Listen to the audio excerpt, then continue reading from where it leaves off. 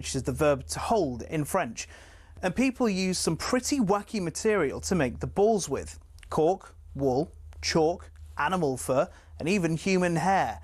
A few centuries on, Germany got dead into the tennis too, but wanted to make a few modifications to the ball to make it a bit more effective. Around this time, an American chemist had just created something called vulcanized rubber. Out of that, people started developing air-filled rubber balls, which were properly bouncy, but either red or grey in colour. These were manufactured in Melton Mowbray. That's right, the home of the pork pie. One problem, the balls kept on breaking on impacts with the racket. The call of new balls please seemingly coming over every other point. Step forward English lawyer and tennis enthusiast John Moyer Heathcote, who suggested balls be covered in flannel to stop them from degrading. And thus the modern-day tennis ball was born. But these were white or black, so how did they become yellow? Well, in 1967, the controller of BBC Two, one Sir David Attenborough, decided the corporation should show Wimbledon on colour TV. He got his wish and it was wide into people's homes across the country. The only sticking point, the white balls were nearly impossible to see on the screen. So the International Tennis Federation, sensing an opportunity, started developing a new ball that would be visible even without the need for 4K LED displays. Not that anyone had that in the late 60s. After rigorous testing, they came up with the colour optic yellow and decided every ball be coated in that colour from there on in. And there you have it. Tennis.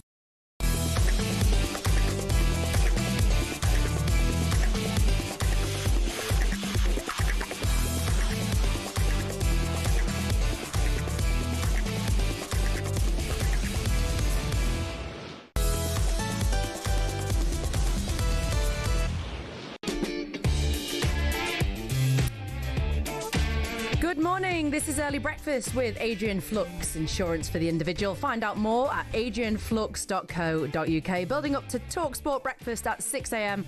with Alan Brazil and Dean Saunders, who are live from glorious Goodwood. Tell you what, it's all right for some, isn't it? They always get to blag a nice day out while all of us are grafting here back at the studio, back in the news building. But yeah, looking forward to speaking to them later on this morning. Okay, on the way over the next hour or so, the Lionesses are dominating the back pages again. They touched down in the UK fresh off the back of becoming back-to-back European champions. The streets of London are going to be filled with fans ready to celebrate today as they look forward to the homecoming. Are you going to be one of them? Are you heading down to Buckingham Palace to see the stage, to see what they've got to say off the back of their win? Give them a wave while they're on the open top bus. Give us a call on 03717 2233 44. Also, I'll be discussing what is the greatest ever 10 seconds of sport. Can anything beat this one? Mine is Aguero. Do you think that's the greatest ever moment in football? In Premier League football. Is that it? There we go. It was cut short. Yeah, that's right. Aguero. That moment. Get your calls in on that too. Can you name a better 10 seconds of sport? I've definitely got a few I can rattle off. We'll look forward to hearing those later on. And with Son Heung-min possibly on his way out of Spurs, I'll be asking who is the greatest player to never win the Premier League. This is Early Sports Breakfast on talkSPORT. Okay, this is early breakfast on talkSPORT with Adrian Flux, insurance for the individual. Find out more at adrianflux.co.uk. Right, looking at the back pages, we've got heroes welcome for trophy-laden Lionesses. The Lion ladies, as of course they visited number 10 yesterday, and they're back in the UK, aren't they? Freshly crowned back-to-back European champions, and it was quite a month as they were out in Switzerland. Here we go again, another shot in history for the Lionesses. I'm intrigued to come back and enjoy that tournament football. And England's title defence begins with a damaging defeat in Zurich. We knew there was going to be pressure. It's a tough group. Two left-footed shots. It's 4! Proper English display. That's what we wanted to put on. Mead is there and Jiman! 2-2! I think a lot of people have called it luck, but I mean, when things happen more than once, it's definitely not luck. Sweden game, I wasn't enjoying it that much with how our fans were going. Holmberg, it's over! England England are in the semi-final. We might be the favourite, but we have to be at our very, very best to win the game. And Shirang is there. Can she put it in? She does! Yeah, I think we have that never give up attitude, you know. To put England in the final. Kelly, save! Kelly there again. It's in! It really is about that squad. It's a special squad. We came to the tournament, we wanted to be here, we wanted to be in it till the end. And can they bring football home again? Struggling with the fact I can't process this tournament. Alessia Russo equalises for England! And now it goes to penalties. Kelly from 12 yards to make England champions again against Katakoi. Hop, skip, jump. Oh my goodness! What a penalty kick! And then winning it with penalties with Chloe, the last one. Yeah, it's an unbelievable scenario. History makers, Lionesses. This is England, champions of Europe again. Oh, those highlights, they just give you goosebumps. And what I was going to say timely reminder, but you know what? It's still fresh. It's still dominating the papers. But again, to do back-to-back tournaments, to be European champions, I'm absolutely over the moon for them. To see them defend their title as well, it's not easy. People talk about, winning because they get used to seeing England in finals, semi-finals and winning trophies. But half the battle is winning after winning. And I think for me, how the whole team approached each game and the never say die attitude is it's just remarkable. I think even the key players from Chloe Kelly, Hannah Hampton, Alessia Russo, making the big plays when they needed to, even if the team weren't playing great. Again, it's what people, from my experience being part of an elite team, think it just happens, and it doesn't just happen. It's the hard work, it's the preparation. And we'll talk about the key players in a minute. But to think that only as well 2 years ago, England lost to Spain in the World Cup final. They just showed resilience, determination, to be 1-0 down, to come back to draw, to take the game into extra time, to penalties, and also as well a less experienced team than that European Cup winning team 3 years ago, than that World Cup final team 2 years ago. No Millie Bright, no Mary Earps, Fran Kirby. And that, for me, is where I need to applaud Sarina Wiegman. We see it a lot in the Premier League. We see it in different sports like rugby and cricket. The New Zealand rugby team have talked about that holy grail and what it takes to become that team who know how to win, and that winning becomes a habit. And again, from my experience, if you can really hit that on the nail, nail on the head, I think that's when you can go on to achieve amazing things. And Sarina Wiegman, let's just take a moment as well to applaud her and what she's achieved, where she's come from. European champions, making European finals before she joined England with the Netherlands in 2017. And for me, you have to look at what she's done, the man management, being able to communicate with players, tell them what their role is, be very straightforward as well. Again, I've worked with coaches where, on the surface to your face, they tell you everything's great, you're playing well, but actually in your heart, you can do better. But the fact that Sarina has always been so transparent with her players, they know their roles in tournaments. So, are you starting on the bench? Are you a starter? Are you going to come on? Are you going to be a game changer? Even the example as well with the goalkeepers, that big decision to drop Mary Earps from the number one goalkeeping spots, 2-time goalkeeper of the year, to the less experienced Hannah Hampton, was a huge shout. But again, at the time people questioned it, but it was the right decision. The decision, to start, for example, Lauren James in the final ahead of Chloe Kelly, the pressure from there.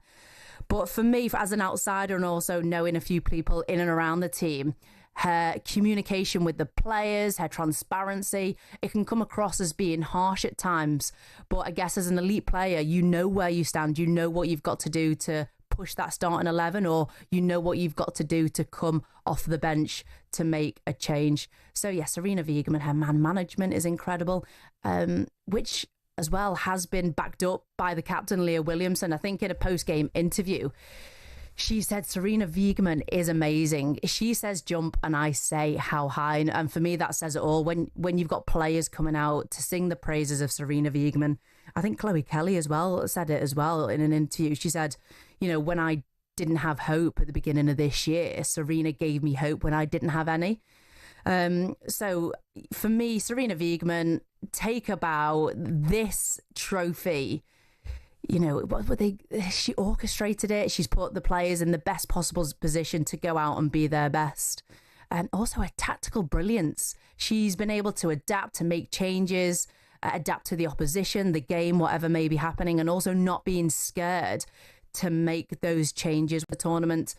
And leadership as well, for me, being able to protect her players in press conferences, making big decisions for the greater good of the team. I mean, the list is endless, and I would have loved to play in a team with a manager and coach who just ticked so many of these boxes.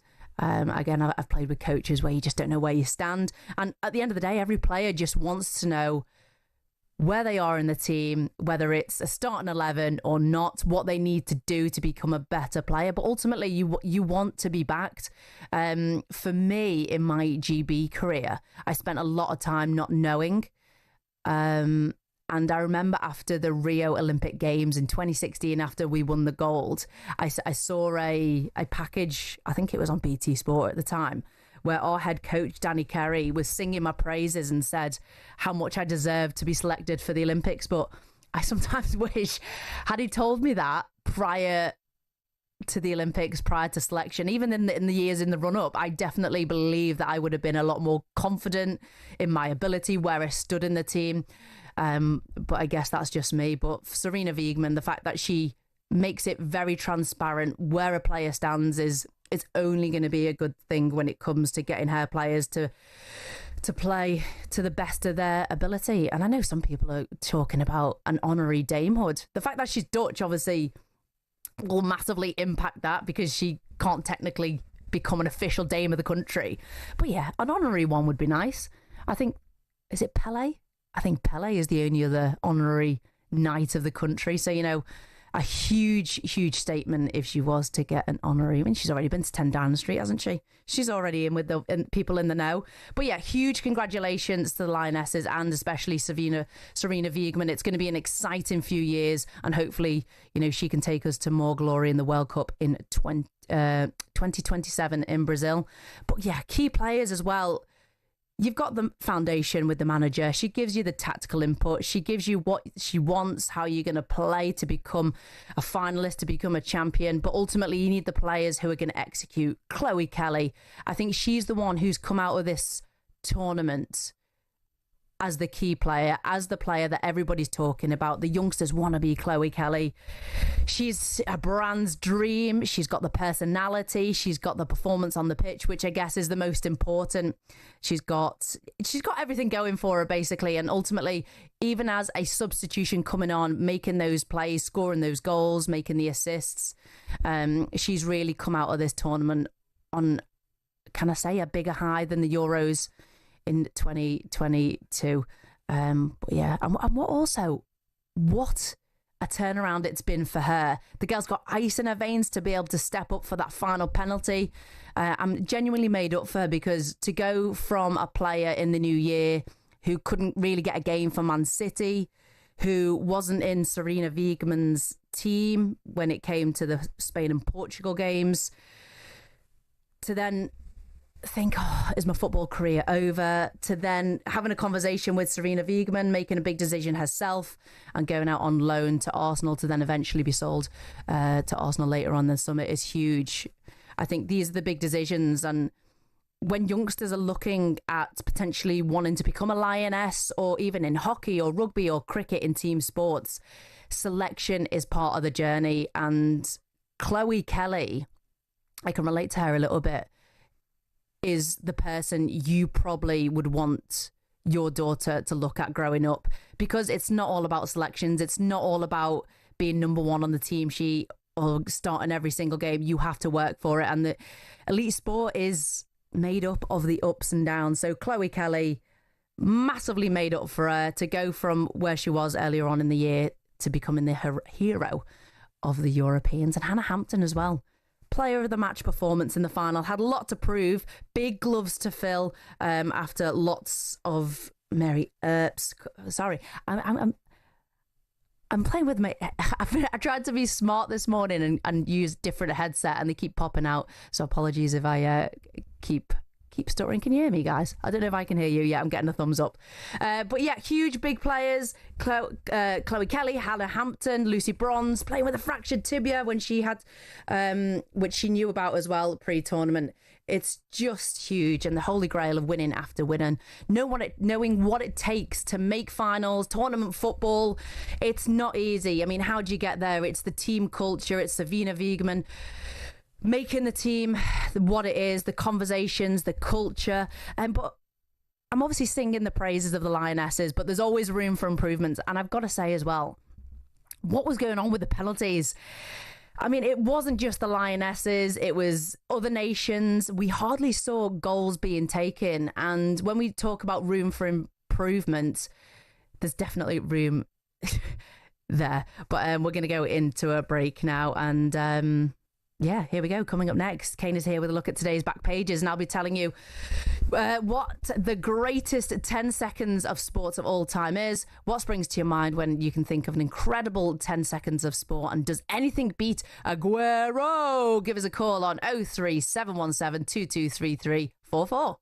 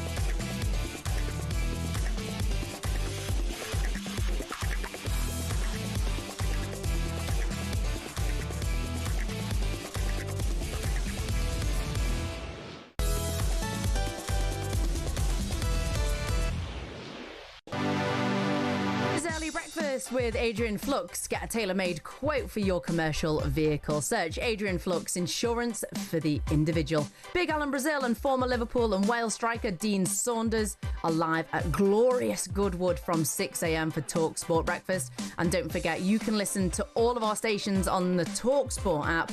Should you prefer music, Virgin is there, or news, you can find Talk and Times Radio. Just swipe between the stations.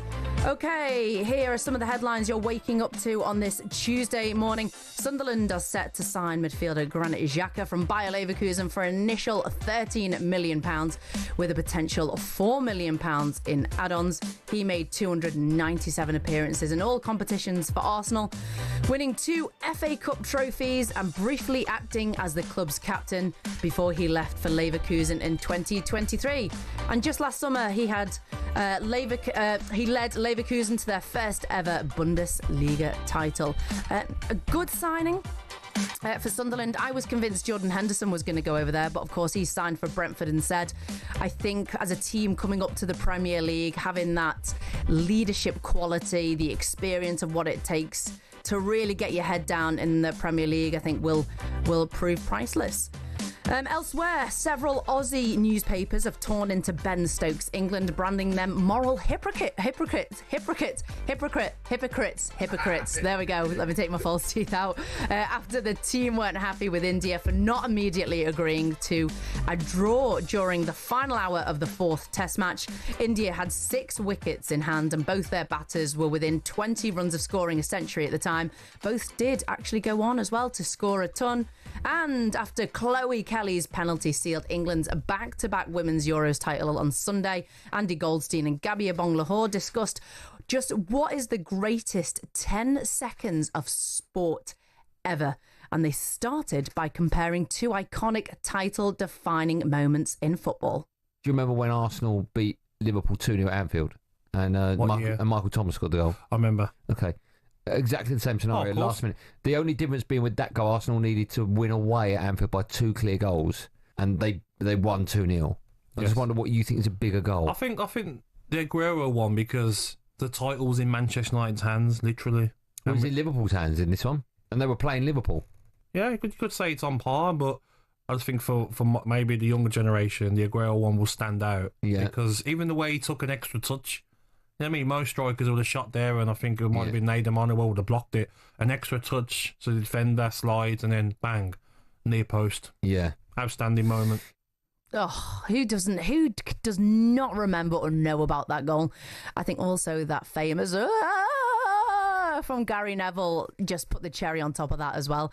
But the best 10 seconds of sport, I mean, I've got my own. Of course, I'm going to be biased. I'm going to have to say the women's Olympic hockey gold in the final. Holly Webb scoring that crucial shootout. In hockey, you have 8 seconds basically to dribble the ball from the 25-meter line to then score a goal. You've got 8 seconds. You've got to make it happen, and she did. So for me, that's of course got to be number one. But I'm going to say as well, Tiger Woods on the 16 holes of Augusta in the Masters in 2005 when this happened. Oh, wow!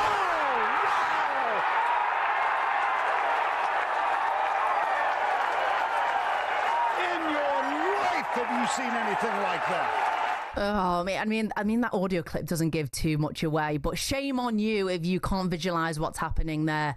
He chips in on the 16th, the ball sits on the edge of the hole, and it's almost like an advertisement for Nike. The Nike tick just there, and then it slowly wobbles, and then wham, in it goes. He chips in to give him a 2-shot lead with 2 holes to go. Absolute iconic Tiger Woods. Next up as well, Liverpool fan, saying being biased or not, Shevchenko missing the spot kick in the Champions League final in 2005 with this save from Jerzy Dudek. It's him against Jerzy Dudek.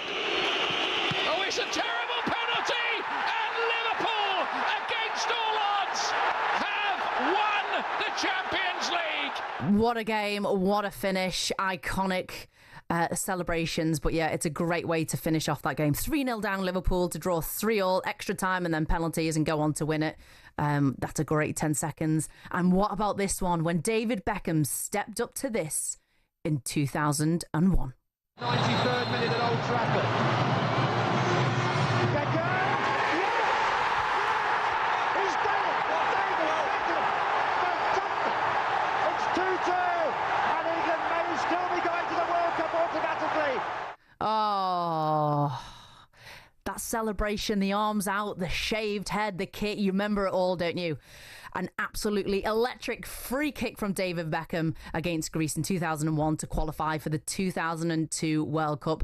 So this morning, I want to hear from you. What is the greatest ever 10 seconds of sport that you have ever seen? Can you top any of those moments? Can you top the Aguero moments?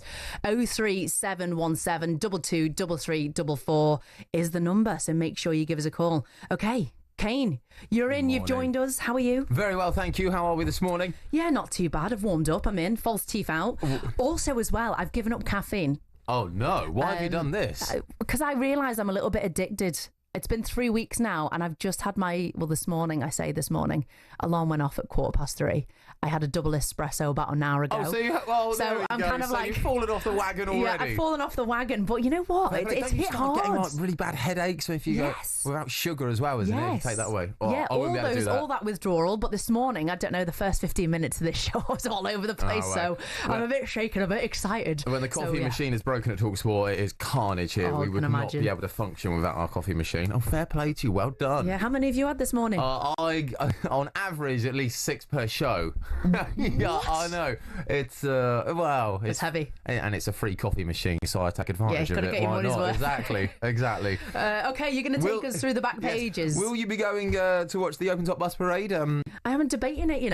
I am down here. I'm free. Well, I haven't been invited to go into Buckingham Palace, but I might go down and watch the parade up the Mall. I think I will go down. It looked. You going? I think I may as well. I'm in London. Yeah. Soak up the atmosphere. Let's do it. And let's be honest, it's not often that we get to celebrate England's success, is it? This is true. Let's make the most of it. What time's that? That's kicks off, doesn't it? 12, I think. Yeah, in the afternoon. So get down there nice and early to get your space. Can I also say as well, this is completely showing off, and I feel like it's a bit of a show for me, and a bit of a basking in my own historic, whatever you want to call it. We're all entitled to bask in our own glory. Go on then. We're sounding massively big-headed. I've been in Buckingham Palace. When you say that you've never been. What was it like? Well, there's no... okay, so when you went in, what was it? Was it just the reception hall, or did you get to go in? Yeah, so you know that enclosure where we normally see guests appear and you see it in the movies? You walk in and there's no lack of gold paint or red carpet. That's the first thing I will say. And there's a huge staircase. I went in for my MBE and the award recipients went to the right-hand side and your guests went to the left. That's so cool. And everything from the wallpaper to the paintings. May I ask about the canapes? Oh, there was no canapes. Oh, they're not? No. Oh, seriously? That's outrageous. Although there was very luxurious toilet roll. Who did you meet? Would it have been with the Queen? It is the current King Charles. Oh, you met the Prince Charles, King, shook his hand. And my most vivid memory was... because you get briefed in this briefing room what you have to do. So you walk, when your name's called, you walk forward. You then have to turn and face His Royal Highness, and then you have to curtsy, and you can't shake his hand until his hand is offered to you. So you get this briefed. It's very serious. And I remember hearing my name, waving to my mum and dad. I'm just forgetting all the protocol. So I was like a little child in kindergarten. But I remember seeing... I love that. His forefinger had a plaster on. Ooh. And it was a little bit grotty. Did you not ask him how we got that? No, I was too scared. But I just remember thinking he's one of us. I would have loved it's not fresh, but it's probably shook a lot of hands beforehand. Have you washed your hands, Charles? Yeah. Anyway, I'm sure he did. Of course, he is royalty. But anyway, that's enough about me. Back page review. On the back page as well, Pep Guardiola talking about possibly taking another break. I feel like we hear this from Pep Guardiola every summer. This time, though, he's given an interview to GQ magazine in Spain. Am I right in saying that's a fashion magazine? That is very cool, isn't it? Yeah, only Pep could get away with that. It is. Although, I'm not being funny, he's not the most fashionable of men. He only wears plain white T-shirts and normal jeans, doesn't he? Really? Well, yeah, I suppose. Fashion. But he says that he's joking around slightly, saying he may take a 15-year break from football. I do think City will be... This contract will be the last time we see him at Manchester City at 2027, because he's admitted it's taken its toll on him, the 24/7 and the intensity he puts on himself as well. But he says he's not sure when he would return to football after his Manchester City contract. Possibly an international job, it smells like it, by the way he's talking at the moment. So this could be the beginning of the end for Man City and the generation of They need to start planning now, Manchester City fans. And also, on the back page of the Daily Mail, a very interesting story. Glazers' eye slice of Rugby Rebel League. Liverpool boss is also keen to buy a team. This is that rugby competition that Mike Tyndall is involved with, R360, which is set to begin in September 2026. It's going to be on free-to-air television, and it's they're hoping to generationally change rugby. Effectively, they want the 100 in cricket, but for rugby. I can see that. I think rugby union especially needs something in this country. It's an idea that really has got some wings at the moment. We see a lot of sports, don't we, just modernising, making it more attractive to the younger audience, who apparently have a shorter attention span. And they need other things, don't they, going on, like music. I do find it very patronising, though, still with the 100 to say, "Oh, your attention span's so bad, you can't take 6 balls, it's got to be 5. Yeah. I still don't like Although that. that's a little bit of me, though. But also, if the I'll put myself Glazers... in the younger generation bracket. The Glazers, if they're getting involved in this, then there must be money to be made in it. So there we go. We'll keep an watch eye this out. space. Thank you very much, Kane. That's the back page review. We'll see you after the break.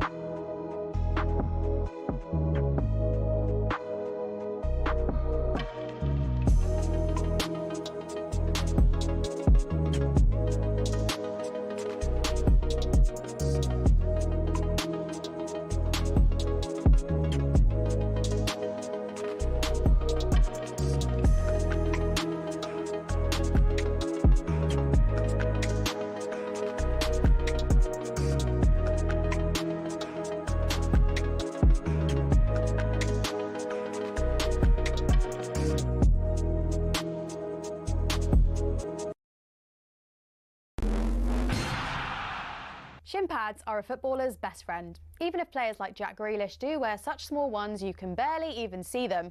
But what's the story with shin pads, and are there actually any rules on how big they should be? It all started with cricket, actually. Cricketers had been wearing shin pads since the 1700s. It was thanks to this guy that shin protection made its way over to football. Meet Samuel Widdowson. He was a cricketer and a footballer. He played for Nottingham Forest back in the late 1800s, and he wanted a way to protect his legs from nasty tackles. Naturally, his mind drifted to his other favourite sport, where players had been wearing these pads for a century. Story goes, Widdowson cut up his cricket pads and popped them on before taking to the footy pitch. His Nottingham Forest team then began wearing them from 1887, and the first known use of them in a match was in 1894, in a match between Newcastle and the then Woolwich Arsenal. Eventually, FIFA clocked on that this kind of protection was pretty important for footballers. And so, in 1990, basically 100 years after Widdowson first put them on, shin pads were made compulsory. It became part of Law 4 of IFAB. That's the body responsible for setting the laws of the game internationally. But the law doesn't actually specify anything about measurements of shin pads. It just says they must be made of a suitable material and be of an appropriate size to provide reasonable protection. It's really vague, even though there have been calls for it to be changed. But for now, that's why Grealish and co can still get away with these ones, which are no bigger than a credit card and which seem to offer little to no protection whatsoever.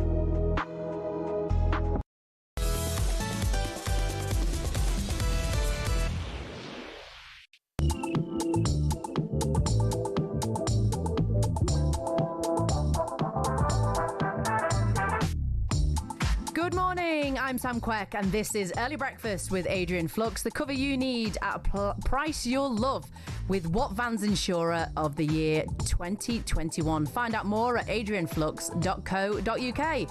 Don't forget you can watch the show and all talkSPORT shows on your smart TV. But this morning we've actually just asked, what is the greatest 10 seconds of sport of all time? And the calls have flooded in. Good morning, Dave. Morning, Sam. How you doing? Yeah, good, thank you. What are you up to? Where are you this morning? I am driving to a meeting a billion miles away from where I work, so I'm on the M40 as we speak. Nice. I hope traffic is kind to you. So go on then. What's the best 10 seconds of sport in your opinion?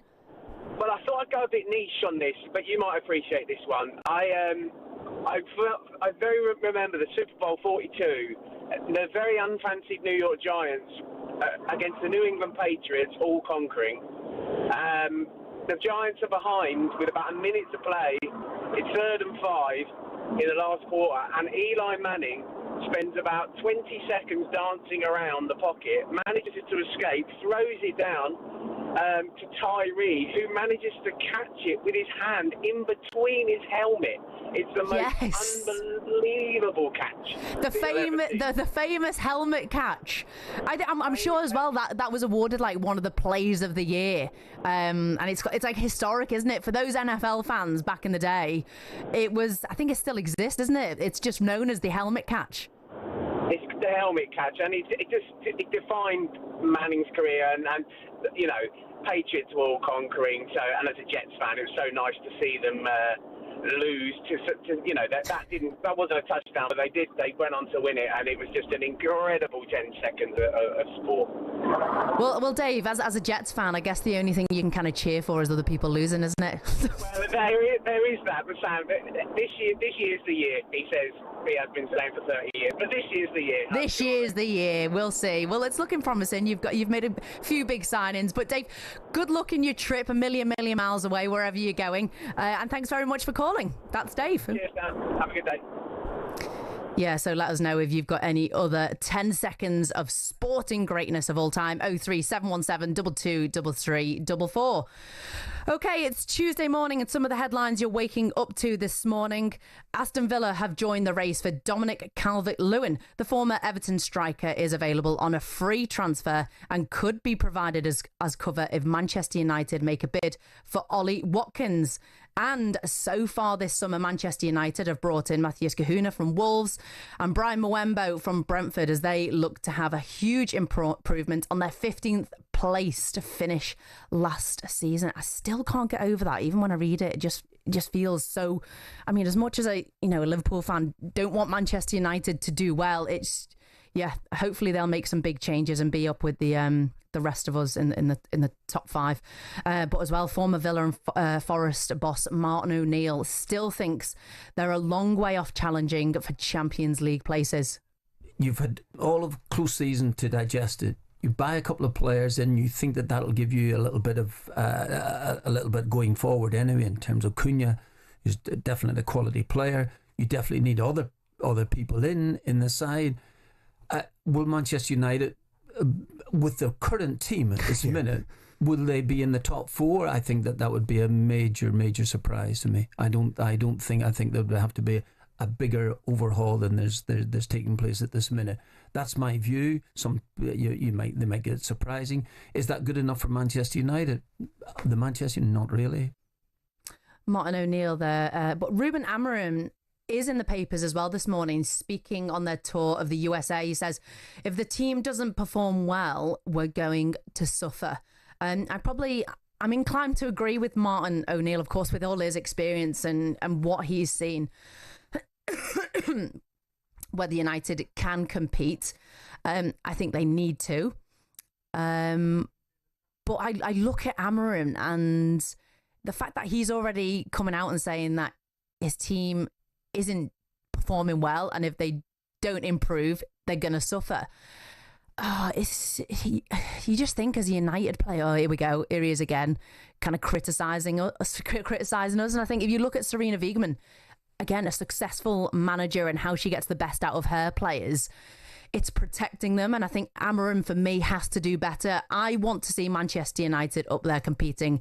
As a Liverpool fan, those Liverpool-Manchester United games, they were the best of the best. The Arsenal-United games, these are the games that the Premier League was famous for. Those big clashes, the ones that you look forward to on a Sunday afternoon. I think it would be such a shame if Manchester United weren't thereabouts Champions League football next season. But having said that, I agree with Martin. There's a lot of work to be done, and I think you talk about the big signings, who they need to get in, but for me, it has to start with Amorim. I think he's proven what he can do over in Portugal, but can he be a little bit more positive on the Manchester United and protecting their players a little bit more? I think a little bit of improvement there for me. Could see Man United improve. But for more of all the stories today and those happening this week, you can visit talkSPORT.com. Elsewhere, over at Tottenham, Son Heung-min has been reported that LAFC are advancing in talks to sign him. The Tottenham Hotspur captain, of course, was prolific with them. The South Korea international has 1 year left on his Tottenham contract, but Spurs are willing to sanction an exit this summer. In the 10 years at the club, he's made 454 appearances, scored 173 goals, and has had to wait until May of this year to win his first trophy at the club. Wow. So since 1992, my question to you is, who is the best player to never win the Premier League? For me, the first one is surely Steven Gerrard. Liverpool legend, what a player, 504 appearances, 120 goals. He came closest to winning the title in 2014. Oh, that slip. That was the moment, wasn't it, against Chelsea, and also losing the 3-0 lead to Palace that season. Steven Gerrard has to be top of that list when it comes to one of the best players to never win the Premier League. Another Harry Kane, another Tottenham player, 317 appearances, 213 goals. And what stats they are, by the way. I think it was 2016 he came closest to the title when Leicester won that famously. Spurs in that season came third. Another one a little bit later before their time. Zola for Chelsea, 229 appearances, 59 goals, came closest to winning the title in 1999, but Chelsea only finished third in that season. A few more I can rattle off. I think Suarez as well, 110 appearances, 69 goals. He joins Gerrard in 2014, coming closest to that title. Don't have to repeat what happened there. Gareth Bale, another Tottenham player. A lot of Tottenham players, and Modric, I think, would be another one for me. Gareth Bale, though, 166 appearances, 53 goals, never finished higher than fourth with Spurs. Wow. So yeah, let me know. Let me hear from you. Who is the greatest player to never win the Premier League? 03717 22 3344. That's the number. Give us a call. God, you'd be gutted, wouldn't you? All those appearances for your club, all those goals, and no Premier League title. Kane, you back in? Can you think of anyone? Any players who were just outstanding in the Premier League but never won it? A little bias here. It has to be Matt Letizia for me. Oh, of course. Just the most skillful and most naturally gifted player of the early Premier League era, and commitment to Southampton sadly meant he never won a Premier League. Yeah, let's hear yours. But you're going to take us through the front pages now. Indeed I am. Now, did you ever watch any movies during your younger years when you thought, actually, I'm a little bit too young to watch this? Or yes. maybe yeah, and your parents would grab the remote and turn it over quickly. Yeah, I remember watching The Sixth Sense when it came out and thinking, I'm way too young to be watching this. I was petrified. Oh, I thought you meant like the other way. No. Oh, no. Like X-rated. No. It's family show. Because Star Wars 1, The Phantom Menace, has now been reclassified. It was released in 1999, and for some reason, the British Board of Film Classification, the BBFC, don't you know, they have now decided to change it from a U to parental guidance.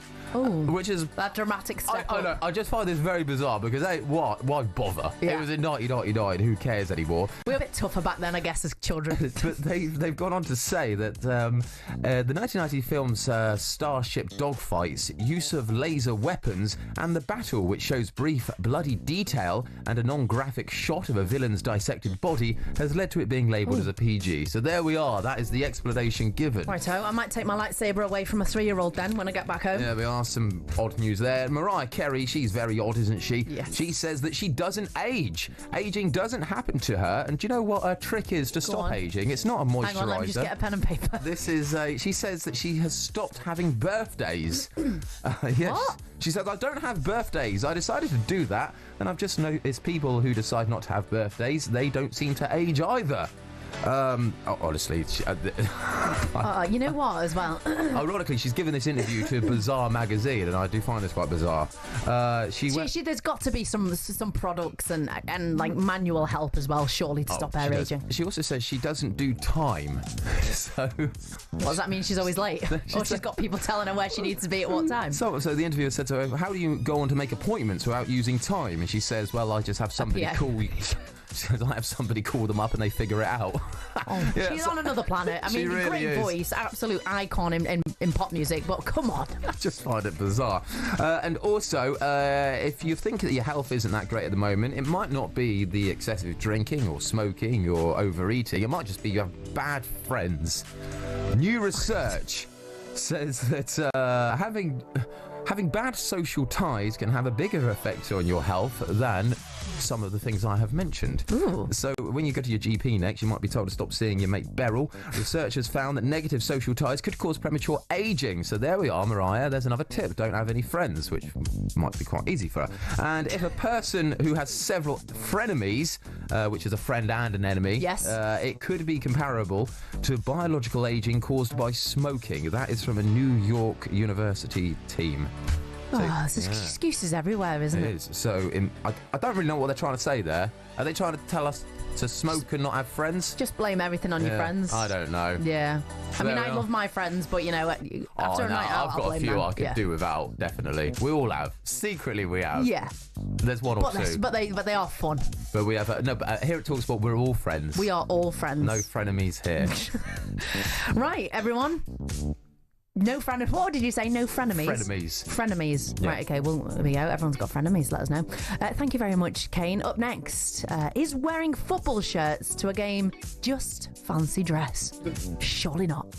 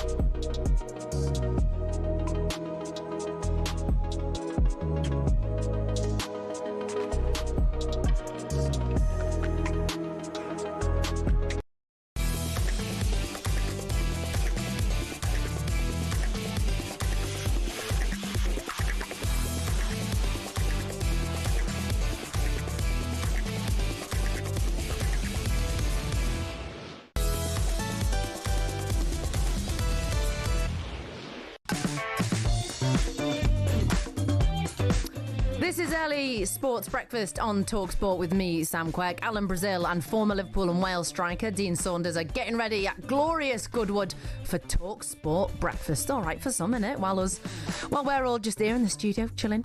Okay, this next bit is fascinating, and this is to do with the nation's favourite sport. So we polled over 5,000 of you at the dugout to answer our office debate, which was, what is the nation's second favourite sport? And the results are in, people. We can announce that the clear winner is cricket. Now, I don't know. I mean, I like cricket. I'm not the biggest cricket fan, so I don't know why I feel that is a bit of a surprise. But the key takeaways were that cricket is the majority second favourite sport by quite a way. Nearly 50% want their favourite sport covered more on talkSPORT. Funny and interesting answers to second favourite sports include speedway, surfing, tiddlywinks and marbles. Look at those. For some reason, a little bit of me says that, they're not taking it serious. But, I'd quite like to see how tiddlywinks and marbles will be produced and shown on the radio and TV. Women as well are also picking cricket as the nation's second favourite sport. And Southern versus Northerners, Scottish dugout members pick boxing as the nation's favourite sport. So there we go, boxing and cricket. North and South divide at its finest, isn't it? Us Northerners, like watching a bit of boxing, maybe a little bit tougher than you Southerners. But I don't know. I don't think mine would be either of them for my second favourite sport. I'm going to have to say American football, albeit it's not technically a British sport. But does it have to be? NFL, one of the biggest growing sports. We see sellouts year on year. The growth of the sport is huge. Also, horse racing. I've owned horses, been involved in horses for many years, hence my jealousy of the guys being at Goodwood. But yeah, I'm going to go for NFL, definitely as number 2, followed by a close horse racing. But now, anyway, the Transfer Insiders is back from 7 o'clock tonight with Nick Bright and Rory Jennings. Last night, Rory was doing what Rory does and getting people talking. Here's his take on people wearing football shirts to games. That's where I got it wrong. The fancy dress. Do you think it went too far? Yeah. Yeah. Do you want to apologise then? I mean, I can't really apologise because they are my words. I can't. But you can regret. You can say I misjudged that one. I shouldn't have said that. I possibly could have phrased it in a kinder way. I just got slightly carried away with what I was saying. But ultimately, everything I said was I do stand by. Like I wouldn't wear a kit to a game, for example. But equally, I don't particularly care when other people do. That's where it's gone wild. Yeah, I don't particularly care when other people do. I just wouldn't do that. And it's not how I choose to pledge my support to. So you don't look down on those that wear a football shirt at a game, for example? No, I wouldn't. I certainly wouldn't look down. I just wouldn't do it myself. Okay. It's just not what I would choose to wear, and it's certainly not a way that I would go about my day dressed as an athlete. Dressed as an athlete. Surely a t-shirt though, as in a t-shirt kit, is not fancy dress. It's not kit. It's like showing your support for the team wearing the club colours.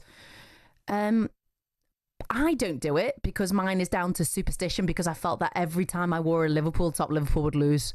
But Rory, I feel, has a point to a certain extent.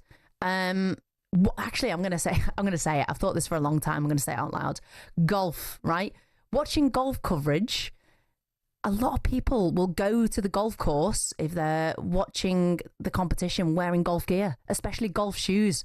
Even at hockey, I've seen people wear hockey shoes. Golf I can get because if you're walking on the course, but I don't know why people wear hockey shoes to a hockey match.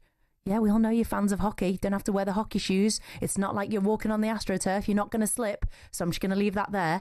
But back to golf coverage, something which I thought about watching the Masters the other month. A lot of the golf presenters wear golf kit to present, which I found interesting. I mean, can you imagine football presenters wearing football tracksuits or kit to present? Again, just going to put it out there. But yeah, Rory, I think it's a bit of a stretch to say that people are wearing kit to watch their teams as fancy dress. Keep wearing your football kit or football colours, people. Okay, well, that's my opinion. There we go. Golf kit to present. Maybe try football kit to present. Right, now it's competition time. 10k for Coldplay. That's right, we've got another competition for you. Coldplay are back at Wembley this summer, and we've got a huge VIP prize up for grabs. for one lucky listener. We're giving you the chance to win 6 tickets in a private box for you and your mates on August 22nd with full hospitality. Oh, fancy. Plus, we're chucking in 10 grand spending money completely tax-free. Here's how to enter. Okay, you've got to be 18 and over, UK excluding Northern Ireland. For a chance to win, text the word WIN to 83338 by the 4th of August at 11 p.m. and you're in the draw. Text costs £2 plus 1 standard network rate message. You must have the bills payer permission or post your name and number to Coldplay Competition, PO Box 3190, Colchester CO2 8GP to arrive by 5 p.m. on the 7th of August. This is a talkSPORT limited promotion run on talkSPORT, Talk and Virgin Radio UK stations. Full T's and C's at talksport.com. Later on today, the Lionesses as well will be parading the trophy for the official homecoming.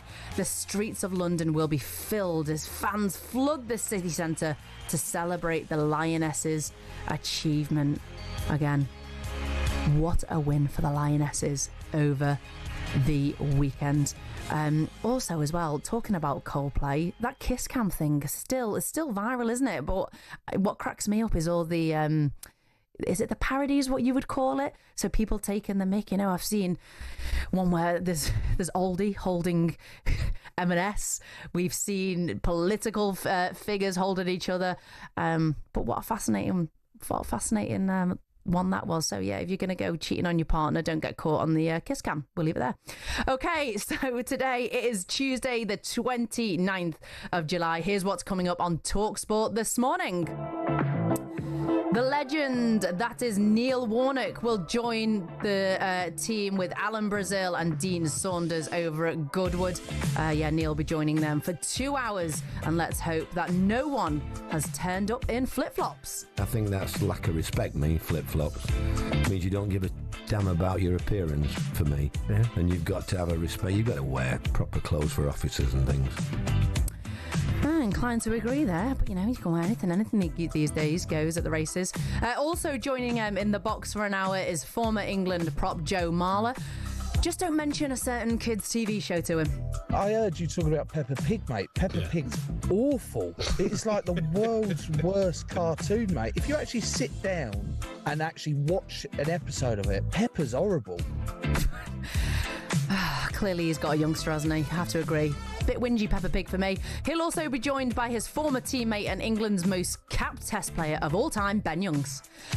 You've been listening to Early Breakfast with Adrian Flux, insurance for the individual. Find out more at adrianflux.co.uk. Alan Brazil and Dean Saunders live from glorious Goodwood coming next for talkSPORT Breakfast.